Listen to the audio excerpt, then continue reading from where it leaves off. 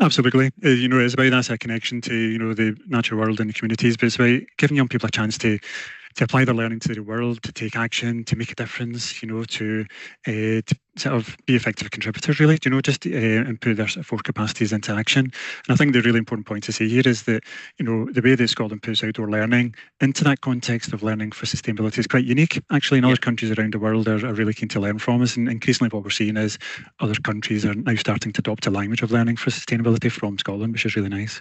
I think that's really important, I was reading there's been a bit of interest in this through a number of kind of European studies, and other things like that around how we've tackled learning for sustainability in Scotland, and our ambitions to really embed it within the curriculum.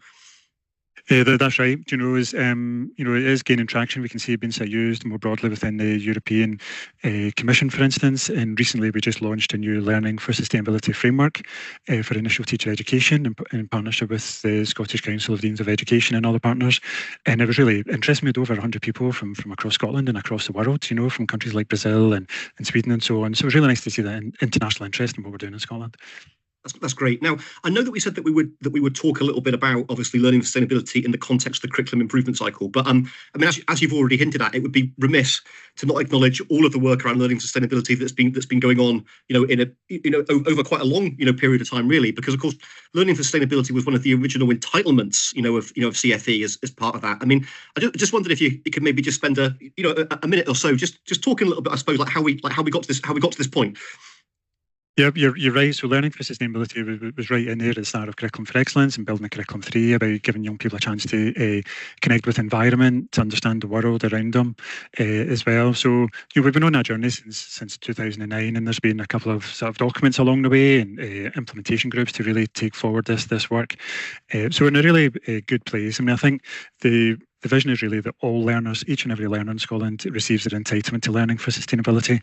And, young people have told us quite clearly that even though that's their ambition, they're not necessarily experiencing that in the way that to the extent that they should.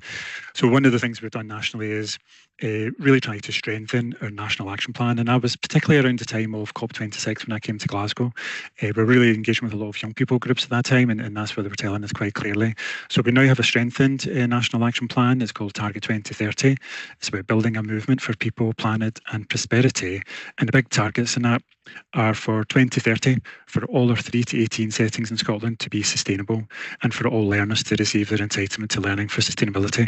And I think the key sort of milestone for us, if you like, was January this year. That marked the sort of 5 years to go sort of timeline. Mm-hmm. So we really want to invite everybody, all the listeners, all the people joining us today, to really see themselves as part of that movement for change, and to really commit themselves to that sort of whole school, whole setting, whole community approach to learning for sustainability.